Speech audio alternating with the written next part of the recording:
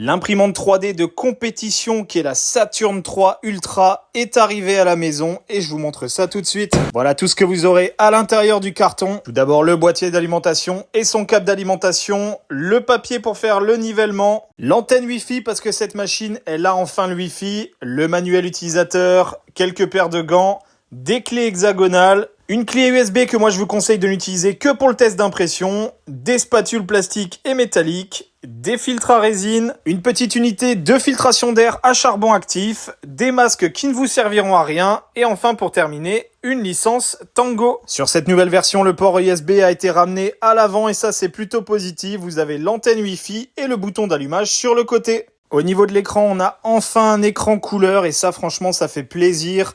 L'écran est très réactif, l'interface est très belle. Au niveau de l'interface des outils, ce qu'on pourra noter, c'est des améliorations notamment sur les mouvements du plateau avec l'ajout de la montée ou descente de 5 cm et ça c'est cool. Au niveau de l'interface de nettoyage du bac, on a enfin un slider pour pouvoir régler le temps d'exposition et ça franchement c'est très cool. De la même manière, au niveau des tests de l'écran, ils ont également rajouté ce slider mais en plus il y a 3 modes de contrôle de l'écran désormais. Une nouvelle fonctionnalité a également été rajoutée, c'est tout simplement la fonction d'auto-check de la machine qui permet de vérifier que tout fonctionne correctement. Au niveau des réglages, je sais pas si vous en êtes rendu compte, mais l'imprimante, ça y est en français et vous avez une multitude de langues disponibles pour cette imprimante, contrairement à toutes les précédentes. Comme je vous le disais en début de vidéo, cette machine est équipée d'une connectivité Wi-Fi compatible 2.4 ou 5G. Donc franchement, des très beaux progrès faits au niveau de l'interface par Elegoo. Une très bonne surprise de ce côté-là par rapport à ses prédécesseurs. Au niveau du plateau, on a également une très grosse évolution puisqu'on est passé sur un plateau gravé au laser. Et mama, regardez-moi la beauté de cette gravure. Franchement, ça fait plaisir. Et on est également passé sur un système de nivellement à 4 vis. Au niveau du bac, on est sur un bac aluminium avec une contenance de 800 ml équipé d'un film ACF pour l'impression haute vitesse et c'est en partie lié à ce film ACF que l'imprimante arrive à monter à des vitesses de 150 mm